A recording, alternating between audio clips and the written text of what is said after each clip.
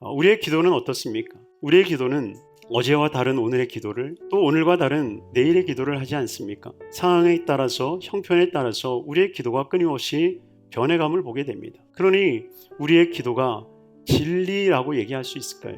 만약에 우리의 기도가 진리이요, 또 그 진리에 근거된 것이라고 한다면 우리의 기도 제목은 한결같아야 될 것입니다.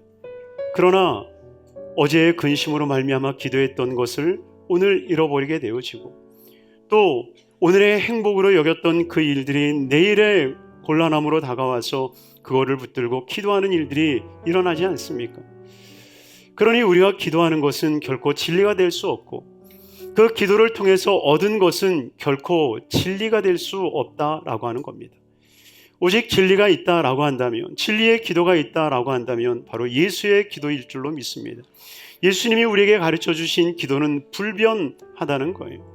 어제의 신앙인들도 주님 가르쳐 주신 기도로 기도하며, 오늘을 살아가고 있는 저와 여러분들도 주님이 가르쳐 주신 기도로 기도하고, 또 다음 세대들도 예수님이 가르쳐 주신 기도로 기도하게 될 것입니다. 오늘은 우리가 우리의 죄를 사하여 준 것 같이 우리의 죄를 사하여 주옵소서.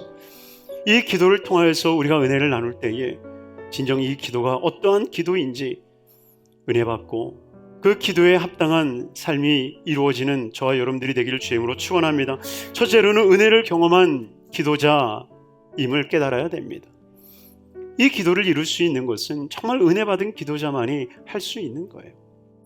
그래서 먼저 나온 자와 나중 나온 자의 얽히고 설켜 있는 그 삶이 성경의 역사이고, 그 역사 속에서 드러나 있는 진리 중 하나는 먼저 된 자가 나중 되고 나중 된 자가 먼저 된다.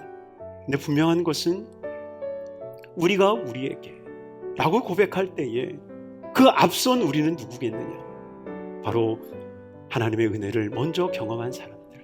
성경이 말씀하고 있는 것처럼 우리는 진정으로 늘 용서하고 사랑을 베풀 수 있는 우리가 되기를 주의 이름으로 축원합니다.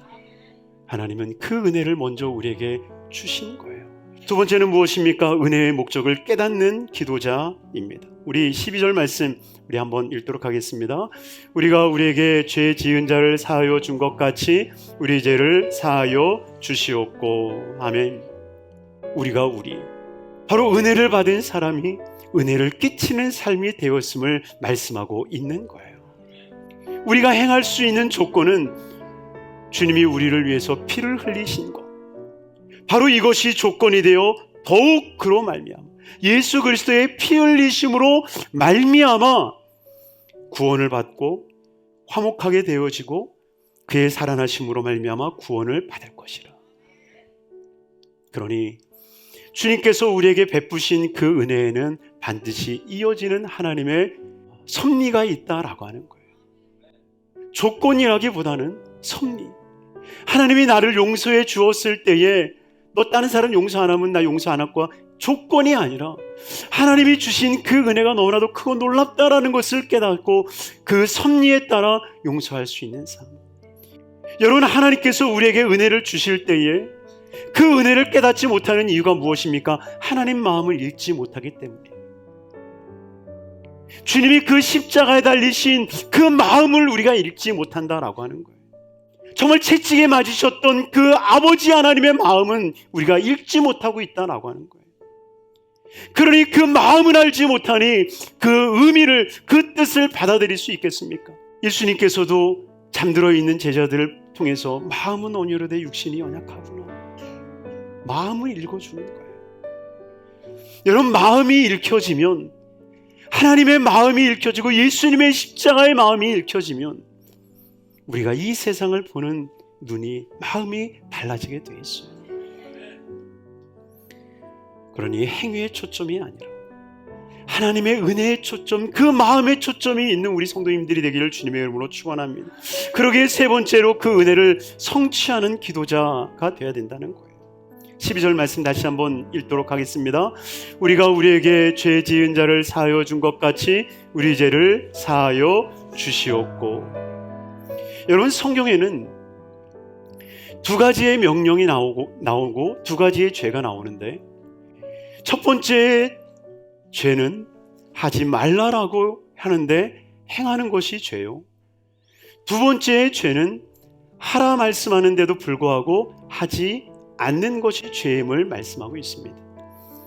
그러기에 하지 말라라고 하는 그 죄는 너무나도 명확하여 우리가 죄성을 인식하게 됩니다. 차라리 하지 마라라고 하는 것은 지킬 수 있어요. 그런데 주님이 하라라고 하는 것은 정말 지키기가 어려운 거예요. 우리가 그 기준을 어떻게 이루어갈 수 있겠는가? 하나님의 은혜는 나눔 속에 있음을 우리는 깨달아야 됩니다. 로마서 15장 1절은 우리에게 분명하게 말씀하십니다. 믿음이 강한 우리는 마땅히 믿음이 약한 자의 약점을 담당하고 자기를 기쁘게 하지 아니할 것이다. 믿음을 강하게 하신 것은 약하게 한 자를 붙들어 주기 위해서, 위에 있는 자는 아래에 있는 자를 이끌어 주기 위해서 하나님은 우리에게 그 은혜를 쏟아부어 주신다라고 하는 거예요. 그러니 진정 우리가 은혜를 성취한다라고 하는 것은 하나님이 주신 그 은혜를 은혜대로 흐르게 하는 것, 이것이 하나님이 주신 축복입니다. 그래서 마지막 네 번째로 은혜를 흘려보내는 기도자가 돼야 된다는 거예요. 다시 한번 우리 12절 말씀을 함께 읽도록 하겠습니다. 우리가 우리에게 죄 지은 자를 사하여 준 것 같이 우리 죄를 사하여 주시오. 아멘. 더 엄밀히 더 정확하게 표현한다면 용서의 의미를 깨닫는 자만이 용서할 수 있고, 구원의 의미를 아는 자만이 구원을 전할 수 있고, 하나님 앞에 축복을 받은 그 의미를 깨닫는 자만이 나누고 베풀 수 있는 것입니다. 그러니 은혜의 종착점, 하나님께서 하늘 문을 여셔서 하늘의 복을 주실 때 그 은혜의 종착점은 내가 아니라 세상이라는 거예요.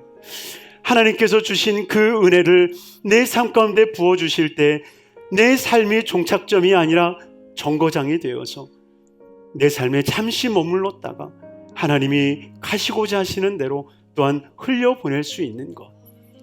그래서 하나님께서 주신 그 은혜의 종착점은 내가 아니라 세상이어야 되는 겁니다. 하나님이 아브라함에게 복을 주셨을 때 창세기 12장 3절에 이렇게 말씀하고 계십니다. 너를 축복하는 자에게 내가 복을 내리고 너를 저주하는 자에게 내가 저주하리니, 같이 읽습니다. 땅의 모든 족속이 너로 말미암아 복을 얻을 것이라 하신지라. 아멘. 땅의 모든 족속이 너로 말미암아. 그러니 하나님이 주신 축복의 종착점은 아브라함이 아닙니다. 하나님이 주신 은혜의 종착점은 이삭과 야곱이 아니었습니다. 하나님이 주신 그 은혜는, 그 종착점은 모든 민족입니다. 모든 열방입니다. 바로 그것이 흐르는 가운데에 하나님의 축복의 역사가 일어나게 된 것입니다. 그러니 저와 여러분들의 삶 가운데 하나님이 흐르게 하시는 그 축복의 은혜가 흘러가게 되기를 주임으로 축원합니다.